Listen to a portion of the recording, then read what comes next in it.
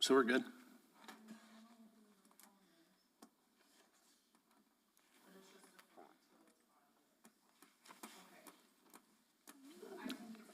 Okay, we'll call this meeting to order then, of the Planning Commission on September 3rd, 2024 at 2:01 PM. Stephanie, or Alex, I guess. Alex, we're going to throw you in the driver's seat. Or Stephanie. Stephanie, will you do a roll call? Yes, sir. Commissioner Byers? Here. Commissioner Hall? Here. Commissioner Michelina? Here. Commissioner Richardson? Here. Commissioner Rigsby? Here. Absent is Commissioner Baugh and Commissioner Williams. Also present is Stephanie, Britta, and Alex for the Community Development Department, and Zach Cook, the attorney. You do have a quorum. Cool, great. Let's go on to our next item, certification of compliance with Resolution 2024-01. Stephanie? I do certify that the meeting and properties were posted in accordance with Resolution 2024-01 and Section 5440 of the Municipal Code. Great, thank you. We are compliant, so we'll move to approval of agenda. Move to approve the agenda for September 3rd, 2024. Second. Got a motion and a second. Any discussion on the agenda? Seeing none, we'll move to a roll call vote. Commissioner Byers? Aye. Commissioner Hall? Aye. Commissioner Michelina? Aye. Commissioner Richardson? Aye. Commissioner Rigsby? Aye. Motion carries. Cool, we have an agenda. Let's talk about the meeting minutes from last week, or last month, August 6th. Those were provided to your packet. Is there approval or changes to the meeting minutes from last meeting? Yeah, I think we need to change on the commissioner's comments. The last word should be fire and floods, not fire and bloodshed. It's on page 404. Okay. Any discussion on that change or comments? If not, we'll fire and floods.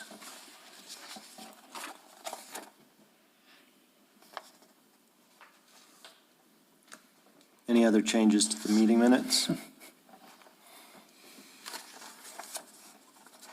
No, I didn't see anything else.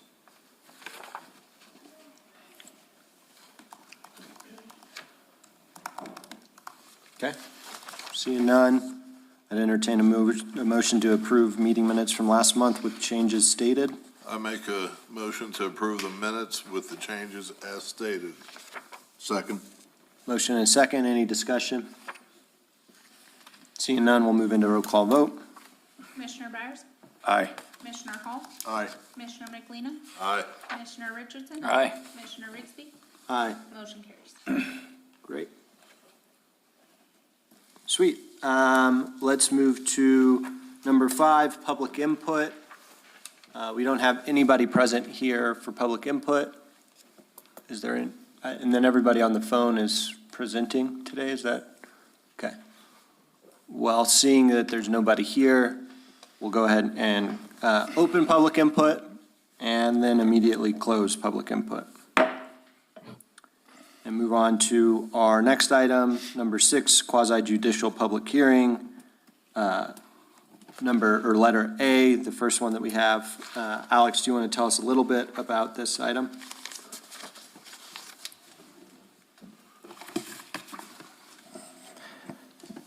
This is a revision of a site plan and approval of a concept. The case number is SP 2021-203. This is again a revision of the development of a multifamily housing complex within the C2 Community Commercial District, 1104 Meacham, which is track 2 of the airport tracks. And then Stephanie will go through the case report. So currently we are looking at a revision to change the placement of the previously approved building locations. There was also a decrease from the number of buildings to what you're being presented today. The first hearing was held in December of 2021, where the site plan was approved, and an additional hearing for a time extension was heard in 2023. Today we do have Colin and his development crew available to explain the changes being requested on the site plan. And then we did make it through a development review, and all of that is located in your case study as well.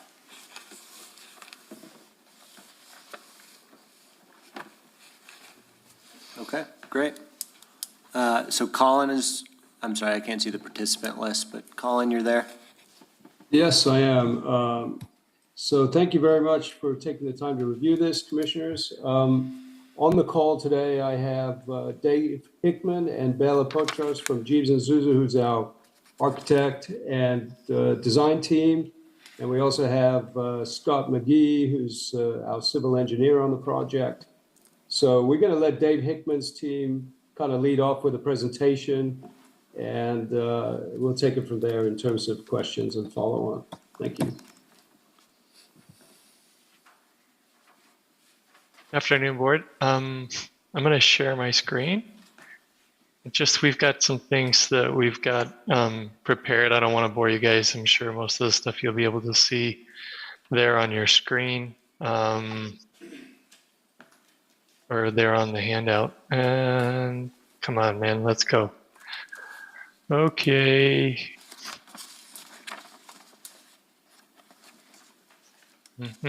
Well, we'll just go do it. We'll just do it hard way.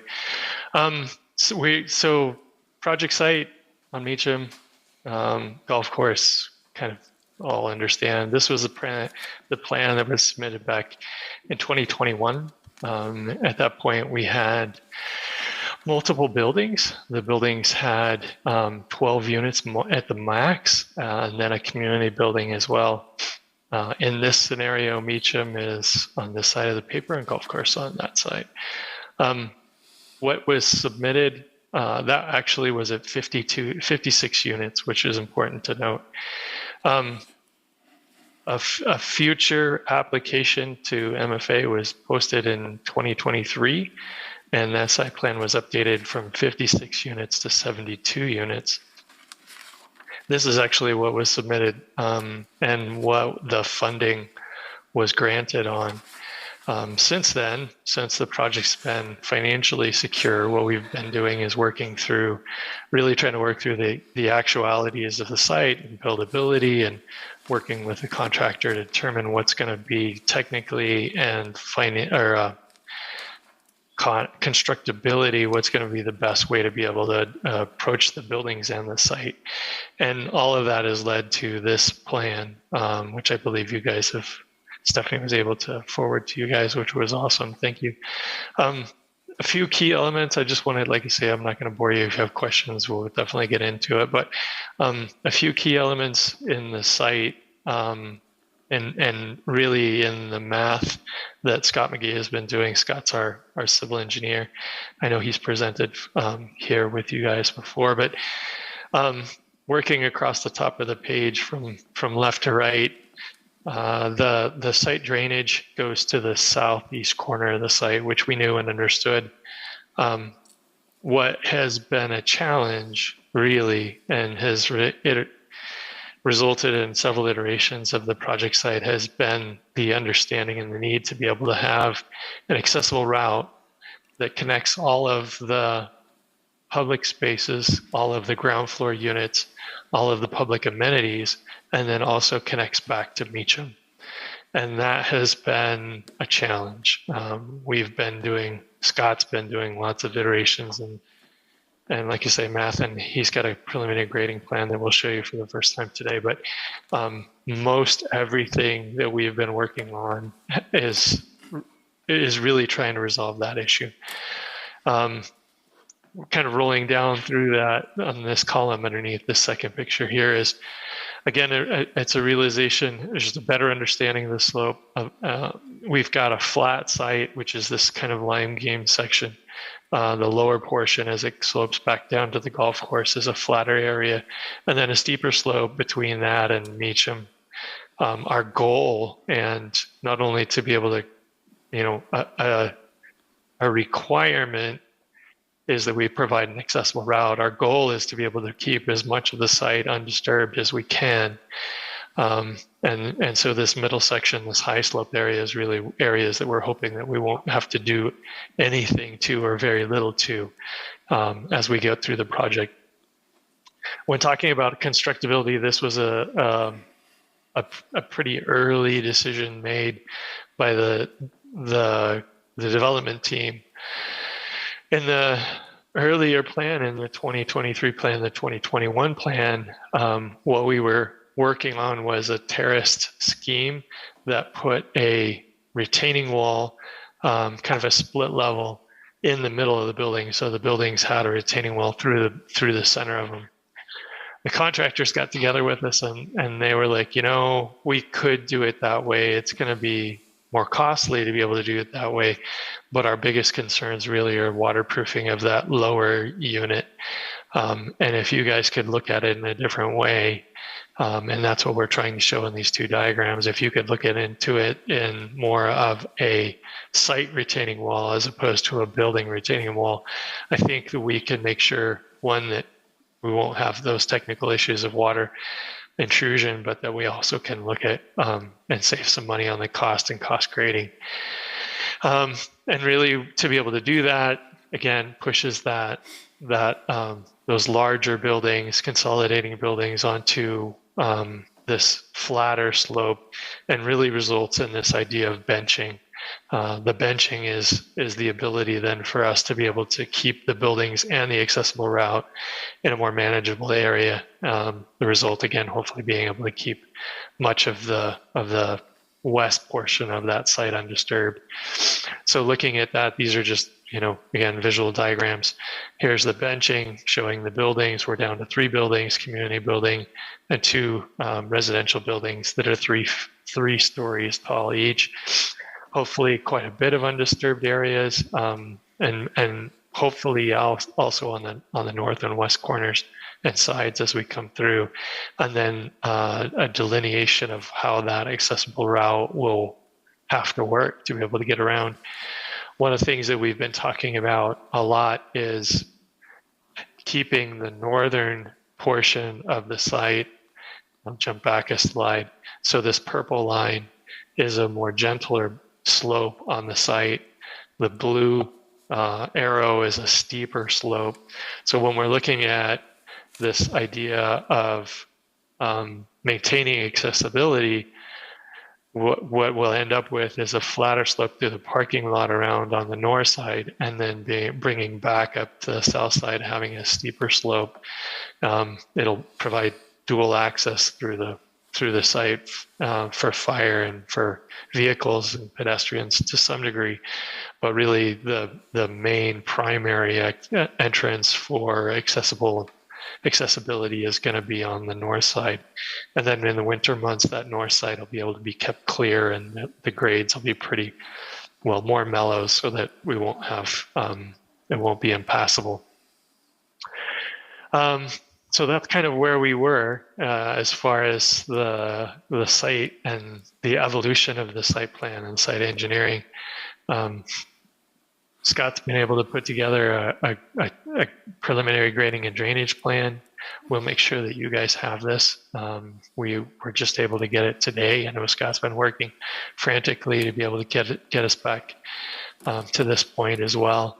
I know some of the questions that came up from your preliminary review the other day.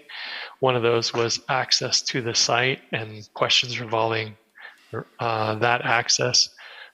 We do have a traffic impact analysis from Bohannon Houston, and they've recommended a number of things, but for access, what they're recommending is a one-way in, one-way out, and a 300-foot tapered, or a 300-foot decel lane with a 125-foot taper on it. And so on northbound Meacham, that's what we'll end up with. That didn't show up on our plan here, which would actually happen in this way. Another question that came up was the question of site lighting.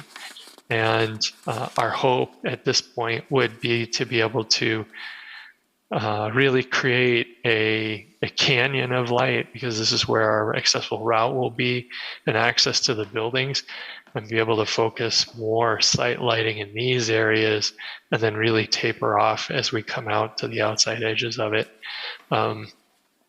light where we need it. And we'll work on the photometrics and the site lighting layout. Again, I'm present that to you.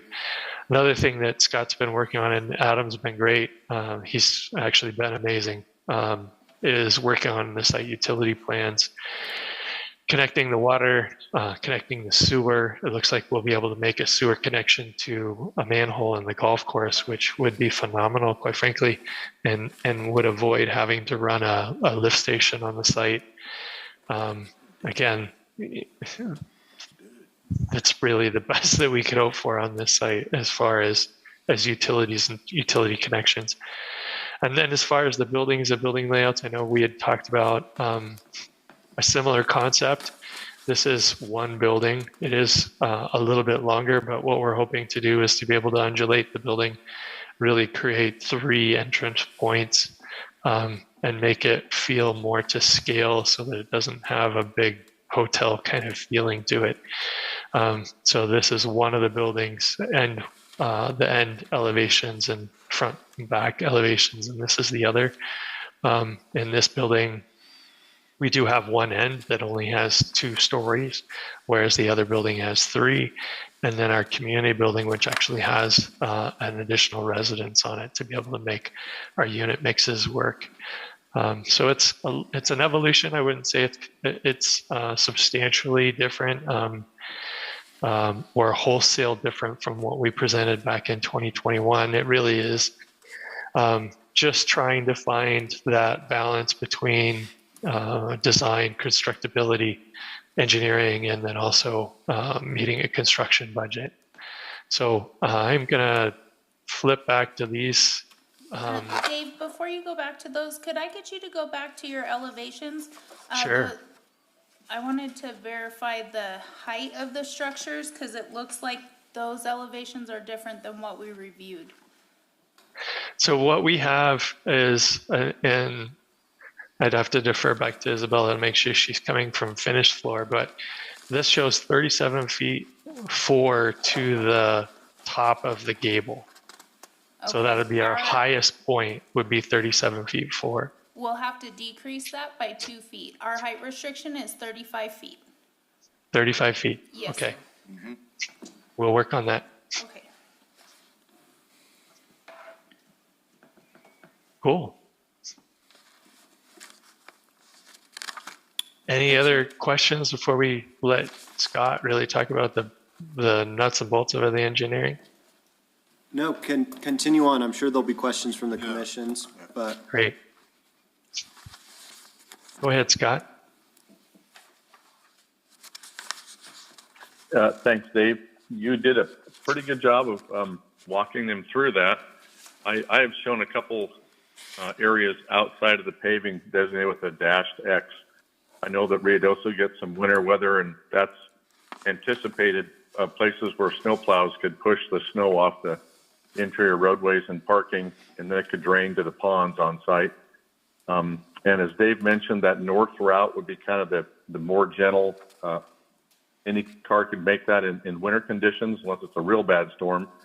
And 4-wheel drives could always make the south exit out or south entry in, and that would be good for all weather summer for any kind of vehicles. Again, just kind of trying to minimize the impact to the site, grading, trying to maintain the existing areas as undisturbed as much as possible. It was not feasible in terms of utilities to take the sewer north. I discussed that with Adam Sanchez. We had some additional topo survey performed, but some of the just existing ground area of this site at the northeast corner was actually below the invert of the sewer that was about 600 feet north. So we didn't have a gravity sewer solution. We were looking at a lift station, And that's when Adam said, well, we could tie into the existing sewer main on the golf course. And he said that's plenty deep, and it looks like a very feasible solution and a shorter utility run to get to your existing system. Have indicated preliminarily a few fire hydrant locations. The two larger buildings will have building sprinkler systems. So we have fire lines providing supply to those sprinkler systems. And we're showing how the domestic water could be fed to the building from that same 6-inch line along the east side of the site, which is the west edge of the golf course and also the walking trail. And I don't want to bore you with details, so I'll be happy to answer any questions you may have. Okay, great. I'm going to pivot real quick. We need to open it up for public comment as per our requirements. I don't believe there's anybody else on the line that would comment. Right? Okay. I don't believe so. Seeing none, I'm going to go ahead and open public comment for this item and then go ahead and close public comment for this item. And then open it up to commissioners for questions from the team that is presenting this site plan.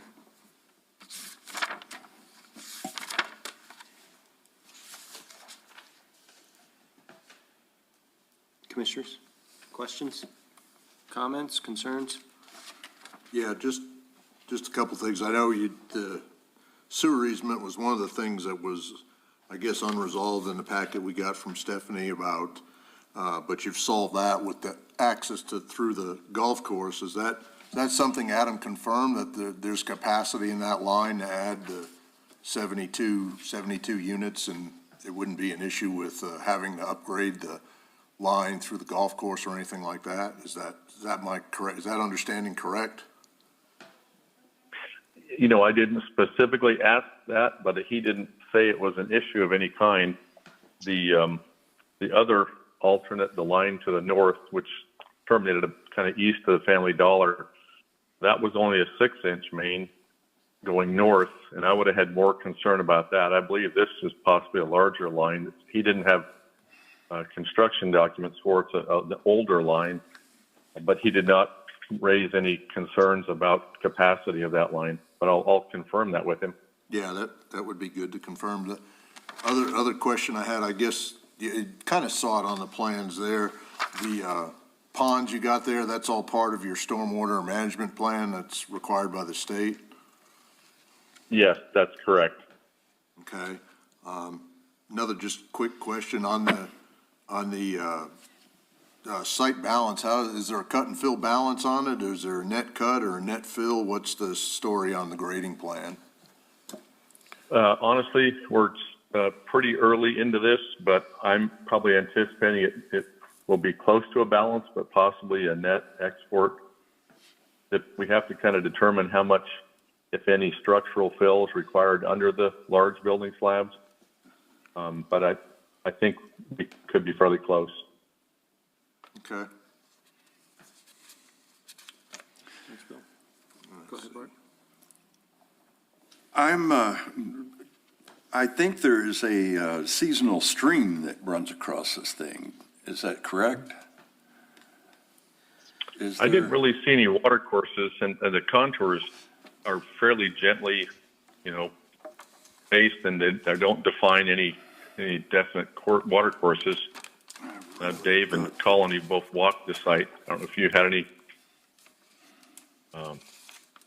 recollection of that. I don't. I do not either. And I'm not aware of the review showing that there was any stream. I know it's not recognized in any of my firm data.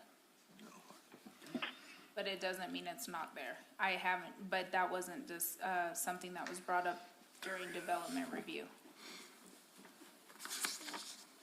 Yeah, I checked the flood insurance rate maps from FEMA and didn't see any flood zones indicated in this property. And I'll detail that out further when we get the next step along and indicate that with a FEMA map. Okay. There was nothing that was identified in the environmental report that we received either, so I know that. What's the unit mix? All one bedrooms, all two bedrooms? No. We have 1s, 2s, and 3s here at this property. Do you remember off the top of your head, Isabella?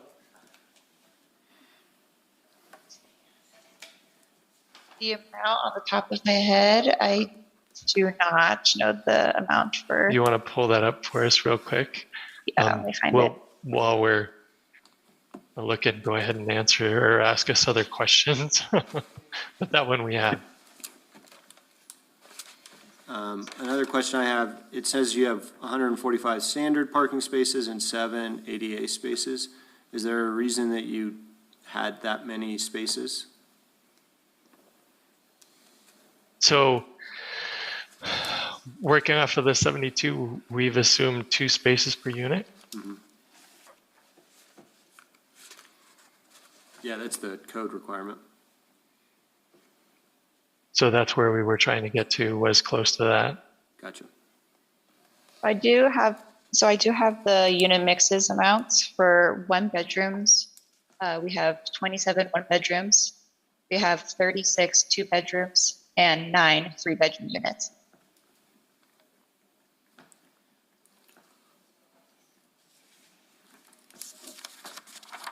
And those 9 are spread across each of the? Right. So each of the 2 buildings have 3-bedroom units in them. And what we tried to do is stack the 3-bedroom units so that you don't have a 1-bedroom on top of a 3-bedroom. And those are the ends of the buildings, are the 3-bedroom units. This is a 2-bedroom unit, so we ended up with an extra 2-bedroom unit. And then the 1-bedrooms and 2-bedrooms alternate in between. So this portion of the building where it's flat on the outside, that's a bank of 1-bedroom units on each, and then the rest of it is 2s and 3s.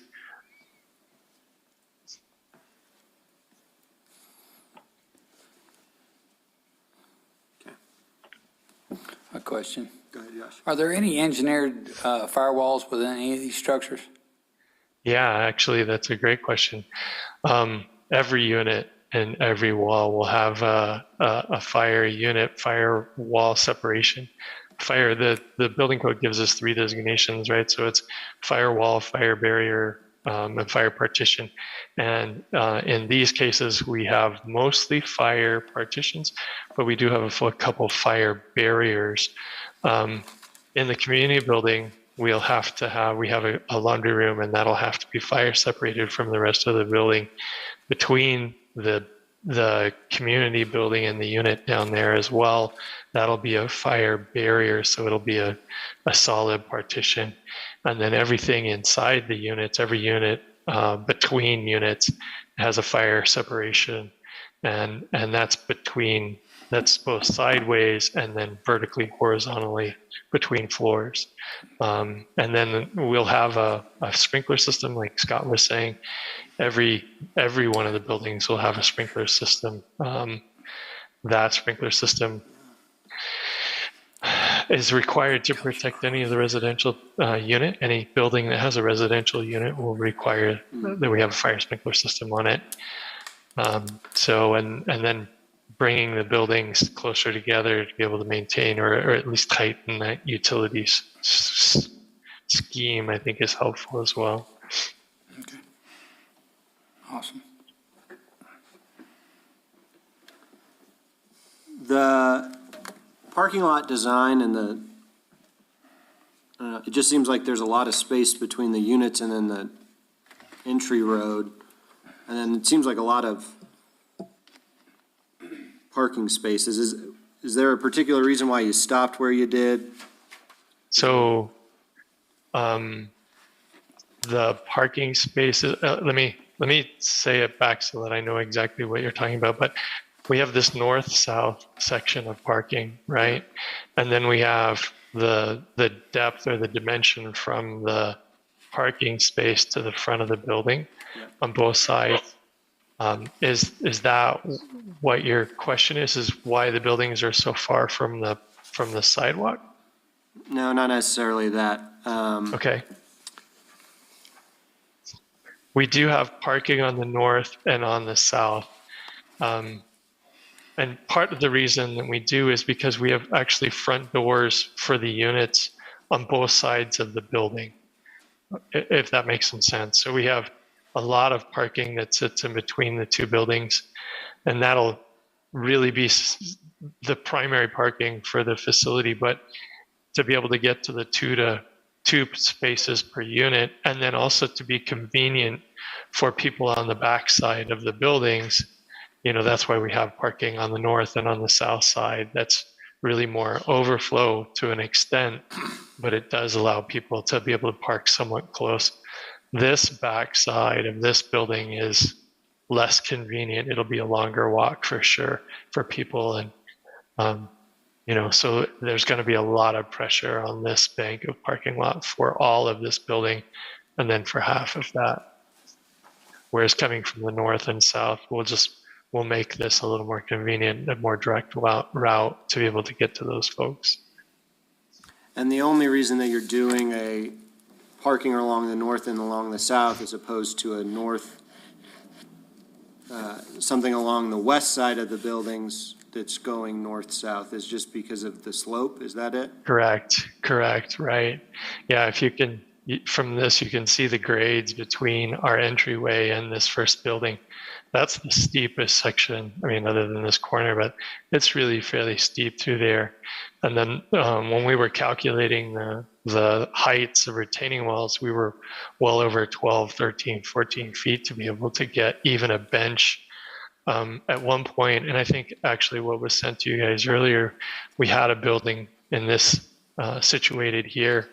It was this building, you can imagine just moving it over. The height difference from a parking space here going down around and then going into the front door was 9 feet elevation gain. And, that's just not ideal, one, from a retaining wall standpoint, but secondarily, getting someone to walk to their car and then have to go up 9 feet on a hill to get to that car on a steep sidewalk was really problematic. And so did the state say one entrance from the middle that? So the location of this really isn't, no. So in the traffic impact study, they didn't ascribe this direct or this immediate application or the immediate location of that.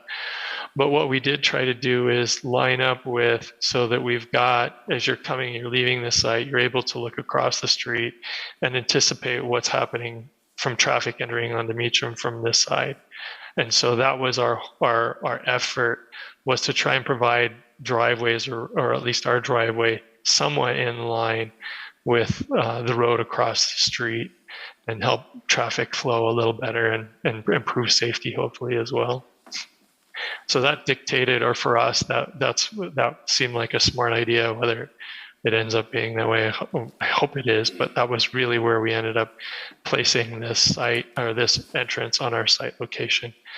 And then from the state's reaction, or their response to that, was really the tapered driveway, or the tapered decel lane, to be able to get to our site. Yeah. I guess my question is, why not just do two entrances and continue on the parking lot? Is there any limitation against that? So if we'd had an entrance here, Yeah, and one on the south and then side. an entrance here, I don't know that there's necessarily problems with that. My assumption is that the state would require a decel lane to both entrances, right? So that puts this 300-foot distance even further down the road. And then at that point, we'd probably continue that same decel lane to our second turn in. It is pretty steep right here, but this is the tallest part of the whole site too. So you can see Scott's really worked to be able to get grading in here. So I don't know, other than simplicity, and I'll kind of kick it back to Scott. I don't know that feels like half a dozen one way or the other, 6 of one, half a dozen of the other. But if you all feel strongly, we could certainly explore it and see what the grading and what the traffic people would say about that. Yeah, I mean, my 2 cents say that this is full of families and everybody's leaving for school at 7, 10 in the morning. Yeah. You have 40 families trying to leave from one exit. It'll start to back up. Not to mention, I know you've stated that you want to leave the site undisturbed. If you're cutting a road right through the middle of the front of the site, you're not going to leave much undisturbed compared to continuing on where the parking lot already goes on the north-south side. So if we come through here and come through here and eliminate this, then yeah, that would mean less disturbance in this area for sure. Yeah, Yeah. because it seems like a lot of road to Yeah, it's pave worth, and make. It's worth looking at. it's worth looking at and asking seeing what the state says about it. I mean, because you're going on through a state highway and they have, The state will probably hate it, knowing the state. well, yeah, but yeah, you definitely would have less, it'd be easier to build. It'd be a little steeper coming in Yeah. on the north end, but easier to build. Right. Right. But it's a question worth asking. It really Yeah. is. Okay. Commissioners, other questions? Yeah, I guess the only other thing, I was looking at the impact assessment, and one of the things that doesn't require mitigation, but there's potentially an adverse impact on water resources, with the facility requiring over 4 million gallons a year, at least with the estimate that's on the info presented to us. Are we at the level where we've decided what we're going to do internally in the units for either low flush toilets, low water use showers, that type thing, or is that ahead of the game? No. Actually, that's the financing agency that is overseeing. It's not the entire financial package, but a good chunk of it. They do have standards and design requirements that dictate that. So, for example, we have to have a 1.28 flush toilet. Every toilet has to be 1.28. Very low flow showers. I think it's 1.5 on the shower heads. Kitchens, faucets, 1.5. We have lavatories at 1.0. So, and then they have requirements again, to try and be efficient with landscaping, low water use plant pallets, and then bubbler, or not bubblers, but drip irrigation systems to be able to really keep the outside water use as minimal, to be able to provide life, to keep the place looking good. But water use is a big thing for this program. Okay. One of the other items in there that, in the impact categories, it said needs mitigation. I guess on your parking plan it said it needs emergency response parking. Have you thought where that's going to be yet, or? I thought I might have heard you mention that, but I don't recall it off the top of my head. So we yes and no. I think we have plenty of parking in this case to be able to start designating those. Another one that we know that we're going to have is the postmaster. He's going to want to have a space that's designated close to the mailboxes. They've been very vocal the last 5 years about being able to deliver the mail and not get their delivery truck stolen, which is a crazy world.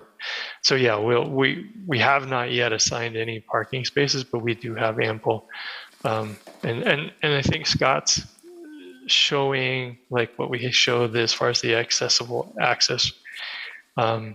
the access aisles is right now we have one space on one side of the access aisle. Again, with the parking spaces that we have, if in the future that we need to provide a secondary or more spaces, either more reserved accessible spaces or more reserved spaces for other uses along that access aisle, that would be a really easy way to do it. So with the emergency response requirements, the postal requirements, and the solid waste for the trash cans, you still think you'll have adequate parking for the number of units projected? I do, yeah. And so one of the things about trash receptacles is for fair housing, that actually has to be it's considered an accessible amenity as well. And so our effort is to be able to locate those again on that. If we think about this lower level, this as being that accessible bench or that accessible route, is tying in this garbage enclosure and this one down here, and keep all of that on that accessible route. And the access to that, we shouldn't have really any impact to parking spaces. And then Scott's been really generous. We've got a lot of room in here for snow and snow removal on the corners as well. So I don't think we're being especially stingy on either the access or parking or really snow removal and garbage collection. Okay, thanks. I assume that the multi-purpose, multi-age sports playing field is going to serve as a stormwater holding pond? So right now, and we have to determine how these uses are really fulfilled in a physical way. Again, the mandatory design standards from the financial agent require that we have activity areas for children of different age groups. So we have to have a tot lot, and it should be by the laundry room, and that should be from 0 to 5 for children 0 to 5. And then we have two other use areas. We have a use area or activity use area for children from ages 5 to 12. And then we have another activity space for kids from 12 to 17, 18. Those are required. We can do those and achieve that requirement in lots of different ways. And so, if we've identified a playground in this location, another playground here, and depending on how Colin and his group decide that's most advantageous for their tenants and their market, I could conceive of having all or being able to accomplish all over each of those age groups in these areas, which would allow us to free up the space down here, either for more ponding. Again, this is where our natural grade is coming to, is right into here. So we have some flexibility, and as soon as we feel that we've got a really solid grading and drainage plan, utility plan, building locations, then our next step is to get the landscape architect involved. He's anxious and waiting, and that's who will start looking at those playgrounds and really what those activity spaces could be for the different age groups. So a little bit more design work to happen here in the next couple of weeks. And on this screen that you have pulled up, the circles, are those the stormwater that you have? Is that what you're getting Right. at? Yeah. Right. Bottom right, top black, okay. What's the screening between the units and the walking path? There's nothing that's been indicated there. Is there any? Right. So between this walking path at the golf course, is that what we're talking about? Yeah, is there a fence, is there screening, is it gonna be open? So again, no, we have not yet addressed that, and that would be something that we would task the landscape architect with, to be able to come up with that. If you all have desires or preferences or requirements, we'd love to get some direction on what you'd like to see happen along this outside edge. I would like to see trees that throw golf balls back out on the course. Awesome. Yeah. Back into the green. Golfer? You that bad? What day is he playing? No. I have a question right quick. Just in case I don't know if you missed it or you don't plan on it. I just didn't want you thinking you could throw a shipping container in one parking space later on. Are you going to have a maintenance facility? I don't see it on the drawings anywhere. We do, yeah. So I'll go up here a little bit. As part of the community, so this is a 2-bedroom unit and this is our community building. We have a requirement to provide a maintenance room inside there.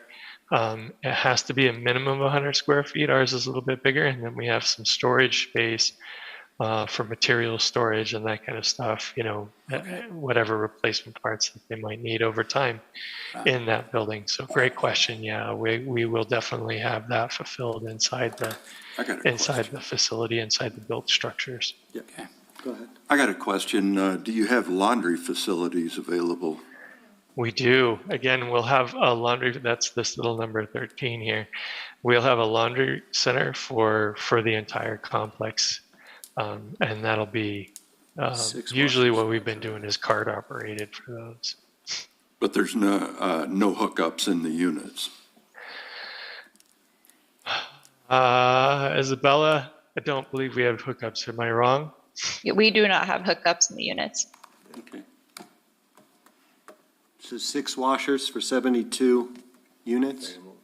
Right. Is that enough? I don't think that's enough, but I don't know if there's any requirement. There's someone who's Well, been in the cleaning I don't business think might so. know. that's, Is there, it seems minimal. is there a possibility of putting units in each of the buildings? Is there, I don't know the layout of each of those buildings. I mean, 6 in the common building is great. I mean, is there a way to get more wash facilities in each of the buildings as well, even if it's on like the lower floor? Right. Right. It's certainly something that we can consider and look at. I don't know, inside the units, there's some challenges with water and overflowing of units and. Yeah, I get that. That's typical, But outside, or adding a laundry space, yeah, I mean, when I it. lived in apartment buildings, they were usually always Sure. on the bottom floor. Right. Somewhere, Right. and each building usually had a set of 6 or 8 of them, washers Right. and dryers. 6 for 72 units, it's pretty minimal. I mean, you get one family has a couple of kids and doing laundry once a week, they're going to load up 3 or 4 machines right away. And are they front load? Are they top load? Are they high Yeah, efficiency? Are these they are- commercial? right. That kind of Commercial stuff. for sure, yeah. And what we typically would do, and we'll look at our layout on there and see if we've got some space to do it, but we typically do a stacked washer dryer, right? So we'll have a washer on the bottom and a dryer on the top. And we try and be pretty generous in those rooms, but as far as area. So maybe there is a way, that might be the easiest thing, is to just stack a bunch more in there so that there is a lot more choice. We will have an accessible washer and an accessible dryer as well. We don't have a requirement to do any more than one, so that's typically what we would do. Yeah, I'm just thinking just overall of the livability. I mean, Sure. if you Yeah, have some exactly. units in each of the buildings, I mean, that just makes it, you may not want to go down 2 flights Sure, of less of a stairs, walk, but right, it's yeah. better than going down 2 flights of stairs and then walking a quarter mile to a building and find all the machines are fulled up, so. Yeah. Right, yeah. 12 families per Yeah. washers, that's a lot of families. Somebody per forgets washer. their laundry and takes up the machine all day. Yep. The community building, what is that space? I know that there's a unit in there, it's a 2-bedroom unit. And then I see the laundry facility, and I know that the mailroom is attached. Right. What else is that building being used for? Maintenance, and then we have a leasing office. We have an office for, it's a social services provider's office. And so as part of this facility of the complex, there's also then tenant education services, tenant counseling to some degree. There's a number of elective, it's not required, but there's elective resources that are available for the tenants to be able to use at any given time. And so there's a provider or a coordinator, and I'm assuming he or she will then have an office in the facility as well. There's a records keeping room, file keeping, right? So files and computer and printer, copy machine, and then a large room to be able to have, if there's group meetings or if there's, let's say there's a meeting on financial counseling or, how money management, that kind of stuff that happens in the large community space that's provided, and then a small kitchenette as well. So if there's nutrition classes that are being held, then, there's room for those to be able to stand around and talk. Okay. So that's generally how those buildings are used. Go ahead, Bart. Another question with regards to heating and air conditioning. Are they air conditioned? Yes, yeah. So what we'll end up, these will be heat pump units, so it'll be mostly all electric. We've got some gas water heating, but the units themselves will be super high efficient. The buildings themselves will be on a HERS scale, so we have a mandatory requirement of a HERS 55. A code compliant building usually comes in about 80, so we're 25% more efficient overall than a typical building that would just meet basic code. And so water efficiency, energy efficiency, all LED light fixtures all the way throughout, Energy Star appliances, and then super insulated, so they'll be really comfortable. All the compressors and for the air conditioners are going on the ground or on the roof or where? We'll talk about that a little bit more as we work through the mechanical, but ideally they would be mounted on the ground. They're pitched roofs, and you really don't want maintenance guys walking around up on top there if we can avoid it. And your hot water, is that a hot water unit for each tank for each unit? It's not a community hot water. Right. So each unit has a separate water heater for themselves.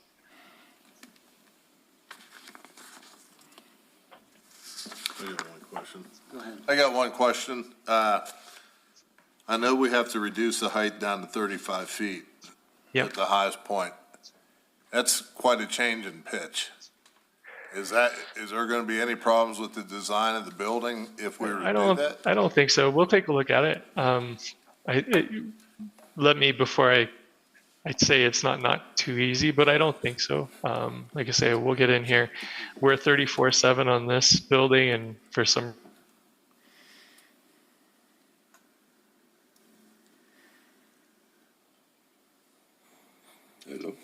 if you're interested, I can go through that. There's very little stucco on the building, metal siding at the snow level on the ground, and then hardy cement board siding throughout, a vertical and a horizontal. So it'll be mountain cabin-esque, I would say, rather than Pueblo stucco flat roof, right? I mean, the effort is to try and make it fit into the mountain atmosphere a little more than if it was down in the valley. Are there going to be porches or outside spaces for these units? There is. So not a lot, but there is, and that's really centered around the walkways on the stairs. So these are the stair towers that come up in these locations. So there is some exterior porch. Like I say, it's not super generous, but there is definitely some outside space for each of the units. Okay. That sounds good. Other questions? Yeah, I had a question. It's probably more for the staff. It's in the case report. It's page 21 of 23. We've got two charts, and it talks about a historic population trend. The top chart ends in 2010 and with 8,000 people. I'm assuming that's for the village of Ruidoso. Yes. All right, now my question comes on, what's the population projection chart on the bottom of that page that shows 20,497 in 2010. Is that for the county? Is that for, Yeah, I was wondering about that too. That was a housing study done for, Ruidoso. I don't believe it was region-specific. so that study said in 2010 we'd have 20,000 people and we only I have, think that's for the county. That's the number that's the number that's always quoted for Lincoln County is right around the 20. okay, Yeah, it didn't really specify if it was region or village. okay. Yeah, because that's definitely confusing. Certainly. Okay. That's all. I was just confused by the information. And Chairman, I do have a question. Dave, when you were going through the potential landscaping, did you state that you were going to install an irrigation drip system? So we have a landscape requirement on top of your requirements. This one's from the funding agent. And they require that we have a landscaping plan. Most of that is going to be really centered and focused around the buildings, right? So if it's undisturbed, we're not going to come back and add irrigation to those spaces. The preference would be able to keep as much natural as possible. But where we are coming back and adding landscaping, their requirement is that we use native plants as most. Semi-native, if we can't find a native plant, then it would be a semi-native.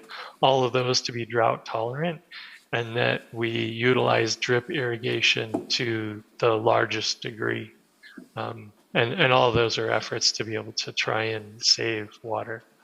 Okay, so your irrigation may not be passed through the forestry. They are pretty diligent in not approving drip irrigation systems, but they do have an approved plant list. I can go ahead and look for you too. So that way, if you are going to make any modifications, you will have to get prior approval through forestry for that. Great. Steph, I got a question for you. Yes, sir. And it's probably totally off subject, but I don't think it is. As we bring on more of these type living accommodations, like we've done through the village so far, and this one, bringing in all these units, is there more money going to be appropriated for more fire and more police, like down the line? Because this would potentially take some, units to. I can't speak Handle that the funding sources would Yeah. utilize that. But- However, it does provide us the opportunity to be able to fill our vacancies. As you can see on the website, we have quite a number of them in both areas. And a lot of our hiring obstacles is that the applicants cannot secure a place to live. So having these types of developments available will help fill those vacancies. Yeah, I just didn't know. I mean, you start putting this many people in one spot, and I don't know what the ratio to where the fire stations we have now and the manpower we have, and you throw this in there, it changes a lot. I just didn't know how, I know it's not on the table today, but just Yeah, I as a. didn't get anything kind of reported back from fire. They did want to ensure that they had some mitigation parking areas in case they were to arrive on scene for anything. They wanted to ensure lighting and security from the golf course. Okay. Didn't he say too that these are sprinkled? Yeah, they're sprinkled. Yeah. Yeah. But, anything as far as, we got slip and falls, we got all, how many times a year do we see that? I do. Living at the shop now, I see continuous ambulances going back and forth, and Oh, yeah. I talked to the fire captains, and they're like, yeah, it was I know, a shortness yeah. of breath, or it was a slip and fall, or it was, especially when we get people in town that are not used to this elevation. Right, This altitude will sure screw up a right, and then. hiking trip in a hurry. Stuff. Yeah. So, no, I just didn't want our resources being stretched thin by adding this many more units to what we already have that's already under a lot of pressure. Yeah, I don't have concrete evidence for that. Yeah, it's okay. I'm sure they'll But come for up with if we something. have a house, then we could at least fill those vacancies. Yeah, oh yeah, it's a plus. I'm not saying it's not. It's Then well we needed. would probably have them stretch those thin. Yeah, we wouldn't have the excuse we don't have places for them to live anyway. So. Yeah. Does this house, Steph, does this housing have the same, like the stuff on Meacham where you'll get priority for residences working within the village, or is this something totally different? I don't believe Colin and his crew, have the stipulations of only, the village over, the county. But I do believe there are rent-based, rents that would, or income-based rents that get applied for that. But Colin, would you be able to speak on that more? Yeah, that's right. I mean, we can't discriminate between people, in the village or whatever, but Stephanie's correct. Some of the units will be, folks that have certain incomes will be able to afford those units. I think the only preference we have is a veteran's preference. So if a veteran is applying for a unit, they will get a preferential treatment. But generally speaking, we can't discriminate. Okay. Thank you. Commissioners, any other questions? Okay, I think we can move to, I think I'd entertain a motion for approval or denial of this. I think the two things that I have jotted, including the staff recommendations, one is it has to be less than 35 feet tall per our code. So that's something that we need to incorporate into the findings. And then the other one is, and I don't know what y'all think, but I think prioritizing the two entrances, seeing what the state has to say about that. I feel like this entryway and then all of this roadway is a wasted space. I'd rather leave that undisturbed and have two entrances and exits. Well, and I like the idea of two entrances better. Yeah. You than get just one car stalled and you got the whole thing Yeah. gummed up. Yeah, so I think, Emergency situation. right, I would agree with that. So you add That that, do happen. Yeah, they do. That would be the other thing that I would would incorporate. you add those, to 6 and 7 of your, Yeah, on the recommendation? Okay. and we can use the phrasing for 6, prioritize the inclusion of 2 entrances / exits for the site plan and eliminating the one. And then the other one, top of building is less than 35. Less than 35 feet. Does that make sense for you all on the call? If I can make just a quick comment, this is Scott McGee, the civil engineer. Yep. I realized it looks easy to accomplish and make the revisions like you're speaking about, but if you look at the drive length from the entry, you come in roughly 100 feet, and then if you turn north or turn south, you've got a pretty long drive path, and you're getting down from the elevation at Meacham about 12 or 13 feet to the proposed point where those drive aisles, where they align east-west. And if we eliminate the north leg or the south leg and shift the 2 entry drives to line up with the east-west drive aisles, the elevation at Meacham is slightly lower, that point to the south and that point to the north, but I'm still looking at about a 10 or 11-foot drop from Meacham to that point if we were to eliminate the long north-south interior roadway. And that's going to be very challenging to get. You're going to get some slopes that are 8, 9, 10%, and it's very difficult to get up those slopes in the winter if it's ice or snowpack, and very difficult to get an accessible route. We may end up with some switchbacking for sidewalk access, for example, and then some, accompanying stairs for healthy people. But it makes that a real steep the last 100 feet, and it would have kind of a major impact other ways. I know we're eliminating that north-south interior road, that impact, but we're creating it in other places. But it'll be a real challenge. I'll just put it at that. Okay. That might be appreciate the comment. something to follow up with Josh and ask him about what's So What's the ultimately, the steepest? driveway cuts will be approved or denied by the DOT regardless of the stipulation we put on. Yeah. Right. So if the DOT requires 2, the development will have to accommodate And that. DOT doesn't require 2 for this many people? They didn't state that they had a DOT approval yet. They only Gotcha. went through the traffic study. So that information would be done by DOT. Okay. Sounds good. I think it's just we want to document our desires, if you will. So we could put in there, when you're forming your motion, that you would advise to use the 2 entrances if found to be approved by DOT. Yeah, Okay. Yep. That's fair. because you still end up with one that's not any steeper than what they've got, and, Right, you know, right. And you still have to come down the same amount of slope, and right now they're coming down the steepest part. right.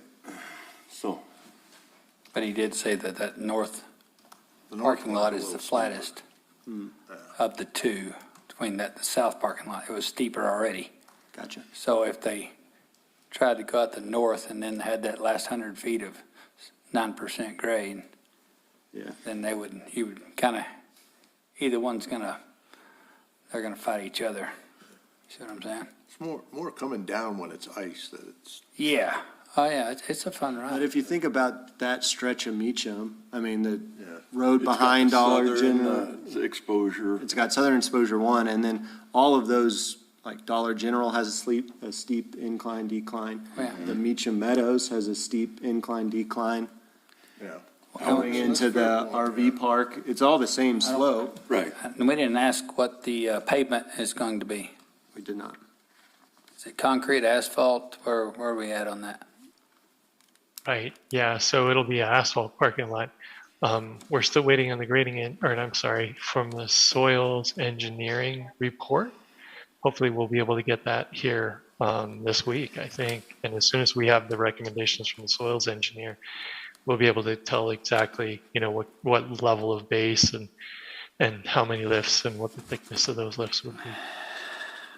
Is there any storm drains or anything within the parking lot or drives? At this point, everything would be surface drainage, yeah. That's a pretty good runoff on that south. Turns me off. Everybody turns me off. That's a pretty good runoff on the south parking lot then, without any kind of storm drainage within the parking lot. I still say right. there's a stream It's just that runs surface. across that thing. Could be. At least when it rains and all, I know Surface. there's a little drainage that goes across there. Right. I'm just thinking that time we got to the bottom of the hill, if he's saying that south parking lot that runs east-west, it's gonna be getting it done. If it comes in the driveway and down that drive, makes the corner, it's gonna be making some waves. Yeah, I'll assess if that flow depth is going to be taller than the curb and what we can contain in the Right. parking lot, then a storm drain warranted, possibly for that last Yeah. Yeah, it's a half civil or third deal. or quarter. Yeah, that's potential, yep, Yes, sir. that'll be Or it's just another water park adventure series Right. during heavy rain. We've had a few this year. We don't need it anymore. I think we've maxed out that. Max that. All right, folks, any other comments on the site plan changes that you would recommend, suggestions, questions? The bigger the tree, the more the water, we know that. Yeah. It comes across. See none? Come in for final approval on this, or is this- Steph or Alex, that's a process question. So this is site approval. Once this is done, what's the next steps from here? So after we give our approval, they'll have to incorporate, the changes as noted in the case study and whatever you're placed. And then they are, under a timeline of December this year to start pulling building permits, pursuant to their last extension request. Okay, so this is this is not the final site plan. This would be the final. Okay, and we can approve it without a landscaping plan? Yes, so all of those get approved later by Dick. It is not uncommon for us to get a site plan that doesn't have the finalized plant approvals, but Dick does approve all of those. What about with the final civil engineering on the drainage within the parking lot? So the rest of that will be reviewed with Adam and Christella and Ashley, and it'll be finalized by the state of New Mexico, because that's who issues the building permits for this property. Got it. Sounds good. Okay. Somebody want to make a motion?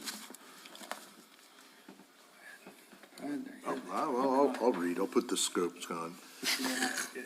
Based on the foregone findings of fact for 5464 and 54-100 of the Village Code, I move to grant the revised site plan and concept approval case for case number SP-2021-203 with the conditions stated in the case report. And the addition to the 5 conditions above, that the top of the buildings be less than 35 feet in height, and would prioritize, if approved by the DOT, a 2-entrance plan for the site. Second? Motion and a second. Any discussion? Just a question for you, Steph. Do you feel like you have the 2 items that we added documented appropriately? Okay. Seeing no other discussion, we'll go ahead and move to a roll call vote. Commissioner Byers? Aye. Commissioner Hall? Aye. Commissioner McElina? Aye. Commissioner Richardson? Aye. Commissioner Rigsby? Aye. Motion carries. Excellent. And Colin, I'll get you an updated case study, showing the conditions and modifications. Okay, thank you. Thank you, commissioners. Thank you all. Thank you. Thank you all. Thank you. All right, we'll move to our public hearing, number 7. Alex, what can you tell us about this item that we're looking at? So this is a public hearing consideration of revisions to Chapter 54 regarding flood hazard regulations. So the primary change that is being proposed in here is requiring the addition of 2 feet above base flood elevation for new construction in areas that are in special flood hazard. That would be the floodplain areas of the community. Thank you. I don't think we have anybody on, but I'll go ahead and open for public comment. Seeing none, I'll close public comment. And then I'll open it up to the commissioners for questions for staff to get a better understanding of this item. I have one maybe off the bat. I know that previously it's been communicated to us that there's going to be additional changes to 54. Is this coming to us to date without a more comprehensive list of changes because of? That is correct, that this will be outside of the comprehensive. These will be separate from that at a more expedited, hopefully more expedited approval process.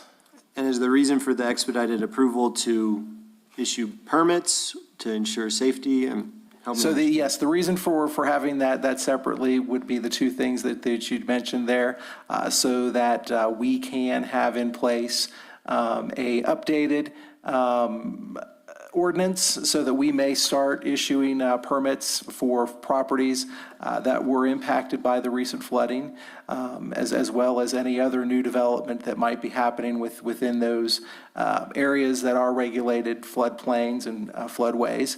And then secondly, like you mentioned, safety, that's always the topmost consideration for why we have our codes.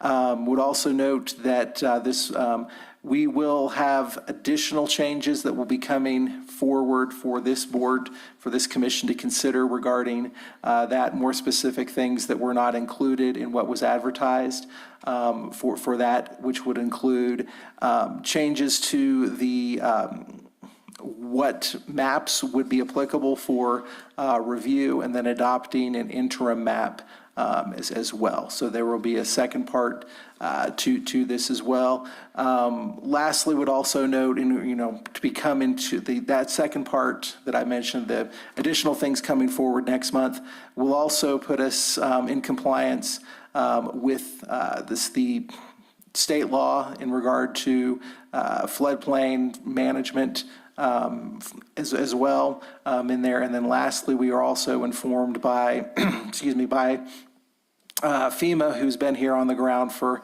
a while now, that there is a pending requirement from the Housing Urban Development portion of the federal government HUD that would require for any federally backed mortgage to have that 2 feet above base flood elevation for development within a floodplain.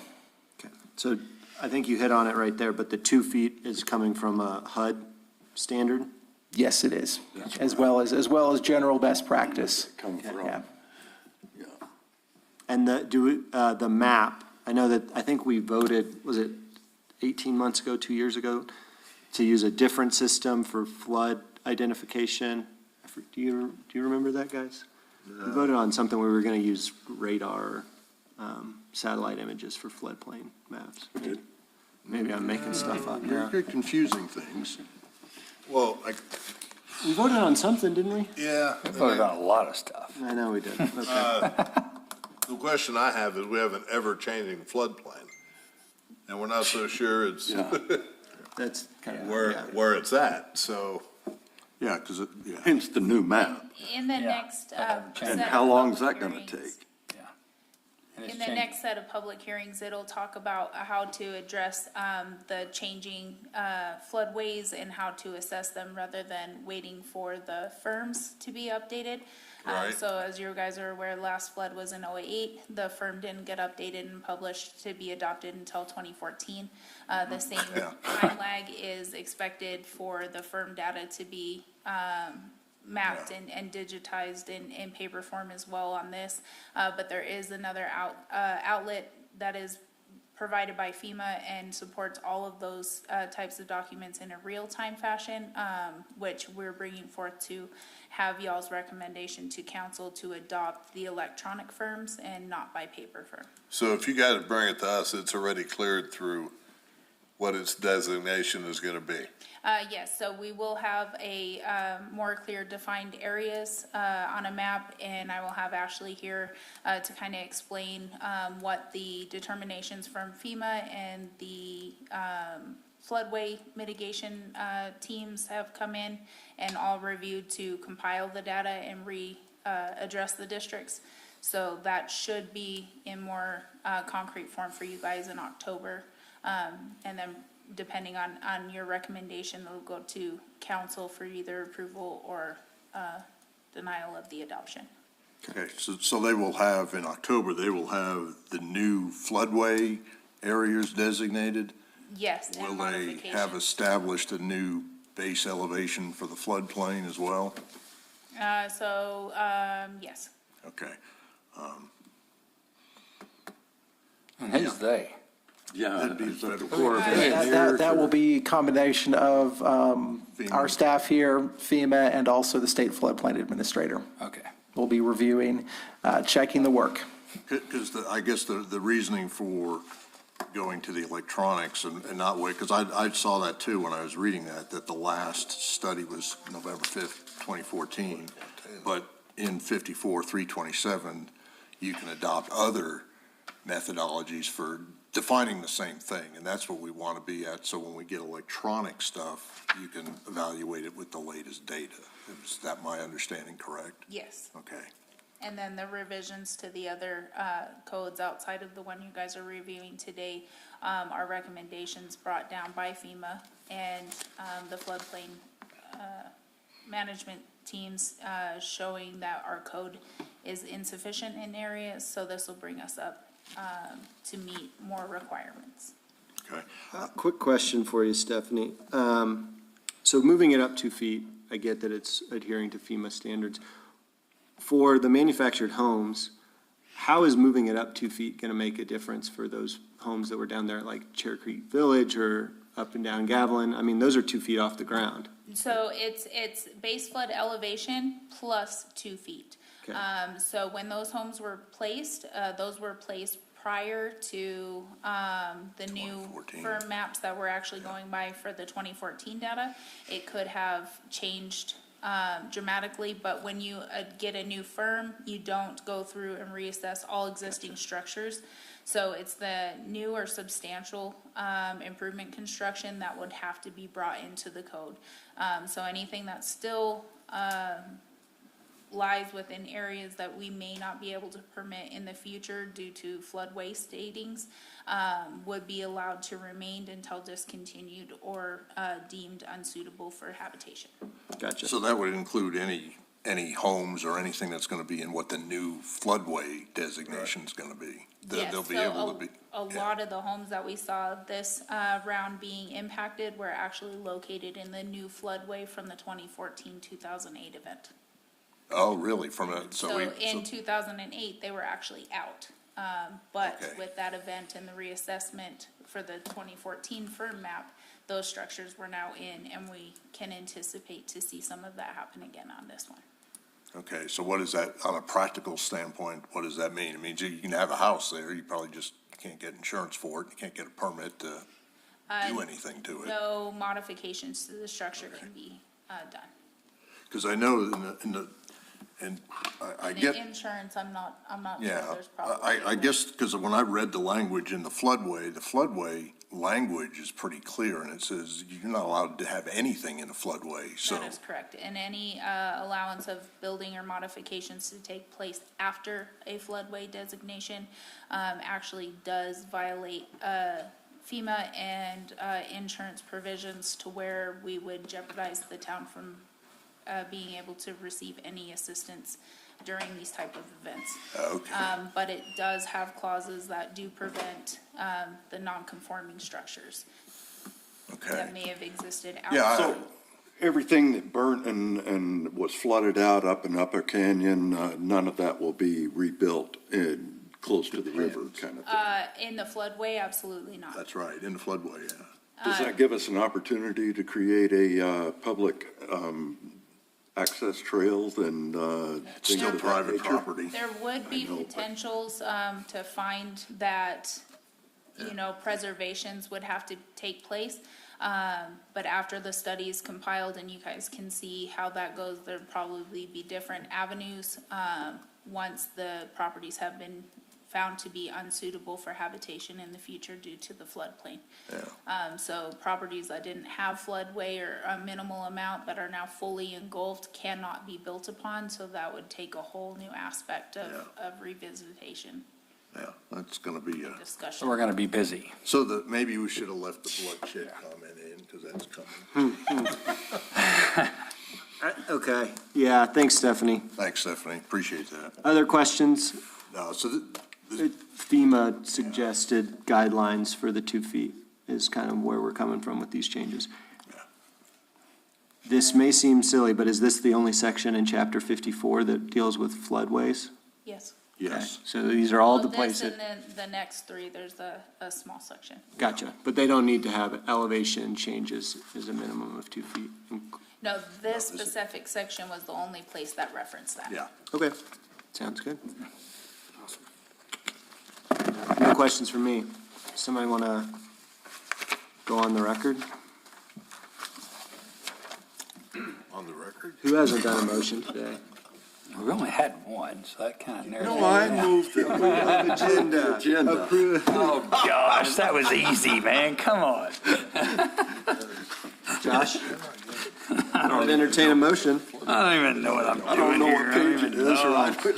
That's the thing, if I- I think it would be, well, we didn't get one in I this. don't even see one in Oh, the no, packet. What is it? So you would just recommend either approval or denial for the ordinance modifying chapter 54. dash, yeah. So ordinance number 2014-09, is that the one? Or you're looking at 54-338. Yeah, Yeah, it's ordinance, so right on page 30, you're gonna read either your recommendation to approve or deny, and then you go into an ordinance amending on the very top of the page. Oh, so I'm making. Freestyling a little bit today. Man, I'm good at this. Right? Perfect. Watch this go. Everybody hold on. Yeah, whoa. May want to take this off the record. So I make the motion, I recommend to make the motion, an ordinance amending the Village of Ruidoso Municipal Code of Ordinance, Chapter 54, Land Use Article. I know, I'm just taking a breath. 4- Flood Hazard Regulations, Section 54-338, Specific Standards.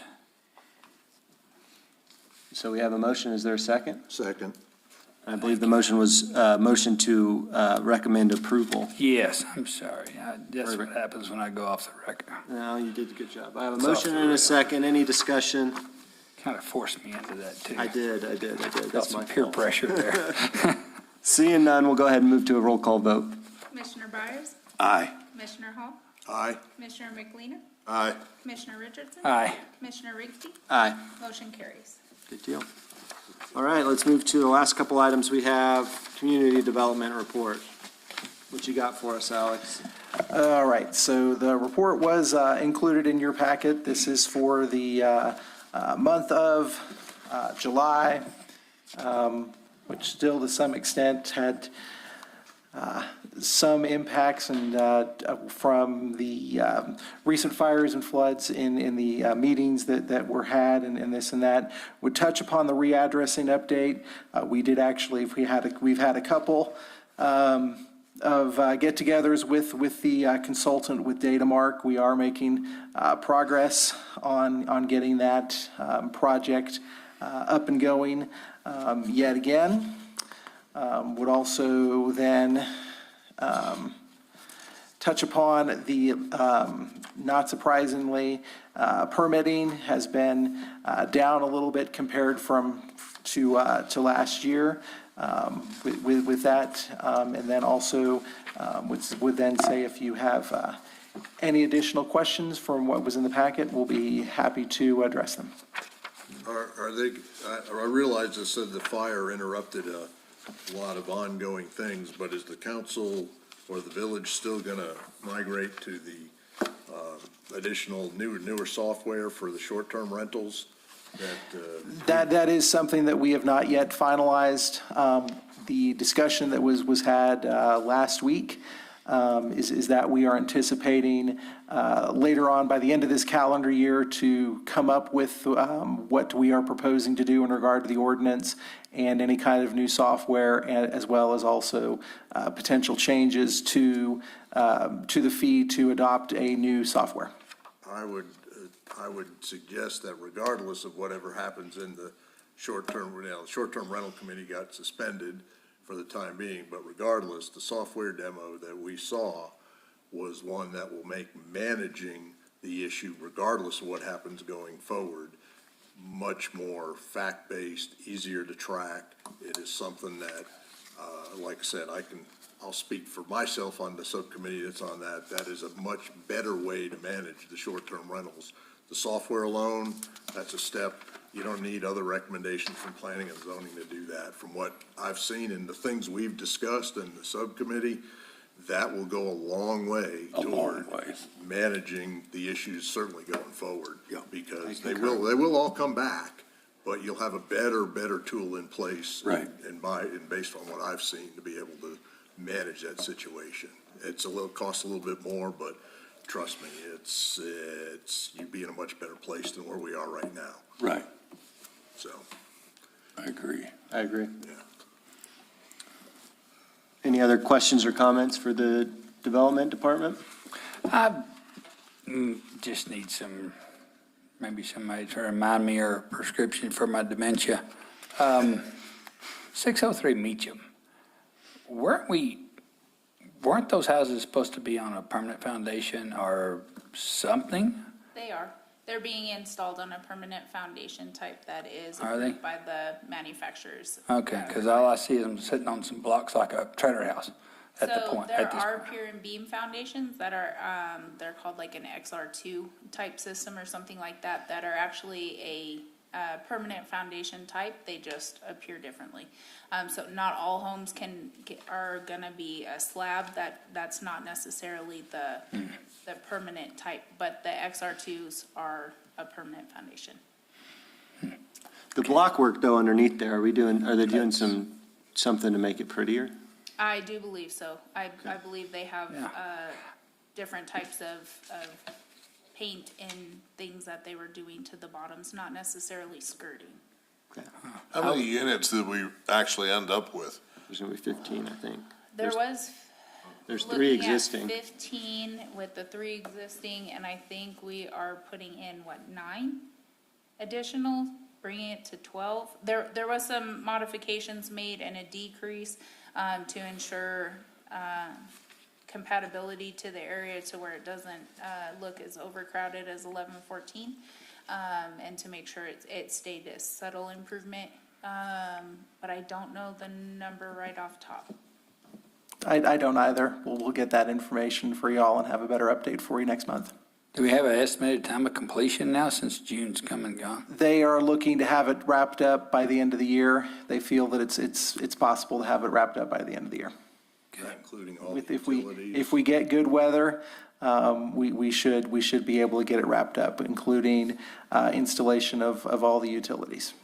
Yeah. And then Was it- getting people Can you moved also in verify January. the number that was presented to us matches the number that's gonna, No, it's No, not. it's- It'll be less than what was presented to you. okay.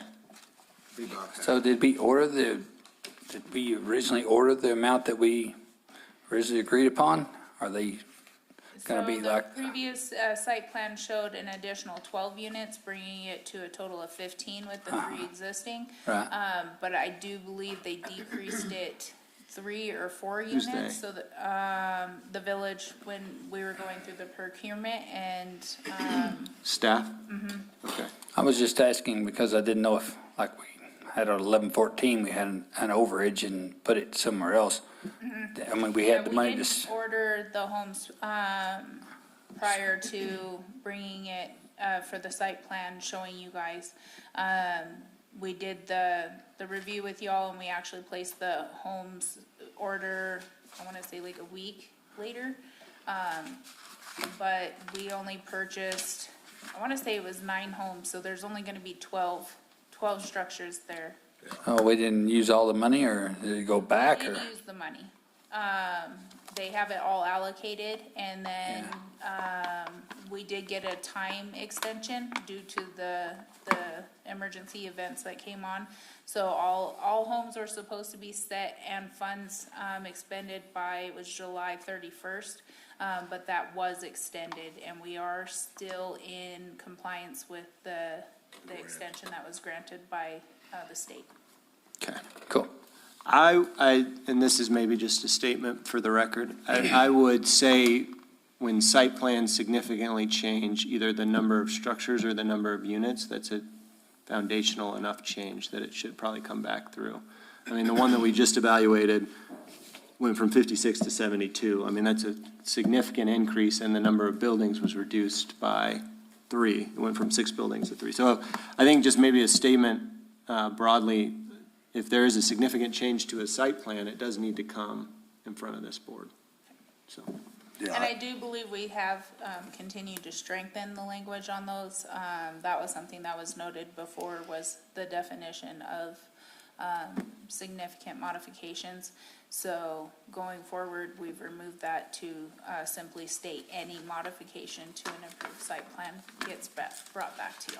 thanks. Yeah, and that's kind of, now you understand why I ask questions about grading. Having spent 40 years grading, that's what happened at Meacham.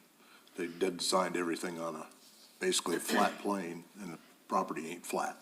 So that's why you're losing 6 out of the original 17 homes or 18 homes that we originally saw. Right. That's like I Right, said. and then it was dropped. Yeah, because they had to bring in all those blocks and build up and. Yeah, I mean, I understand what they had to do. I mean, they're, Yeah, the placement, I believe, worked, but when we were having to secure the footings and all of that, the money was Yeah. significantly. yeah. As I said, they just didn't incorporate the 3D grading. I mean, it's, Yeah, like I said, for me, it's a 3-day project on a piece of software, and you could answer that question, but that's for the professional engineer to sign off on. Any other comments? We kind of moved from community to, well, Yeah. any other questions for the Development Department? Okay, seeing none, we'll move to Commissioners' comments. I just had one question though about the people that were in the floodplain. I mean, if their lot is no longer buildable, what happens to that land? I mean, does it go back to the state? Does the owner still own it? They They still just own can't it. do anything with it? Correct. That's correct.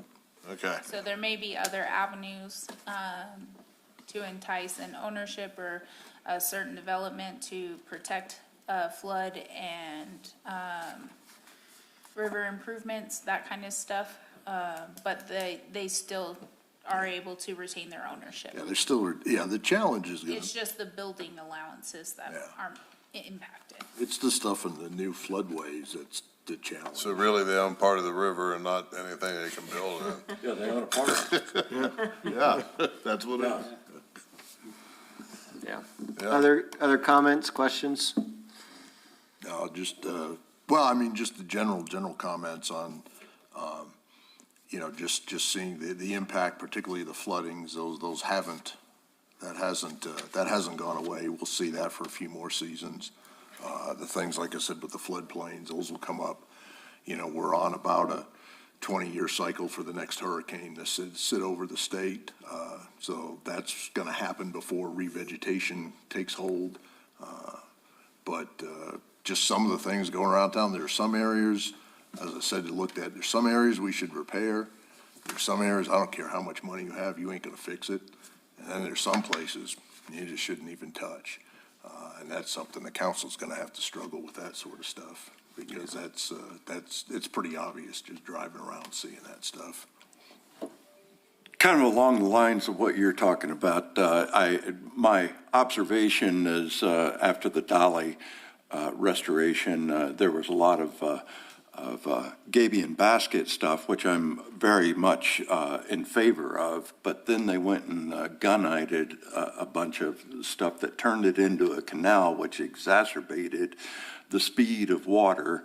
And I don't know whose bright idea that was, but I think that ought to be eliminated. I think there are better ways to design Yeah, that. well, I'm sure we're going to get lots of Yeah, advice from the I just federal wanted to go level. quickly on the record about that. Yeah. So, Yeah. anyways. And that could have been an individual property owner too. Don't know. There- The river rehabilitation projects here that have come out from 2008 and just kind of started to subdue last year, like end of late last year. Yeah. But a lot of that was formulated by engineering and all of that stuff. So Alex and I can make sure that we make your comments known to Adam. Yeah, I don't know. Start to I think review it was those the Corps of projects. Engineers that did that, and they did it in several places. They did it in Paradise Canyon, they did it along the river behind Schlotzsky's, and big stretches that were gunnited, and, Well, that probably saved Slotsky's. No, that's not what I'm talking about. Oh, that. No, All right. We'll, That's Josh, anything you want to add? We got. these two here. I'm usually, would like to add to that, but I'm really tired today. So All right. Well, in that case, I'll entertain a motion to adjourn. make a motion to adjourn. Okay. second. All those in favor say aye. Aye. Opposed? All right, we're adjourned.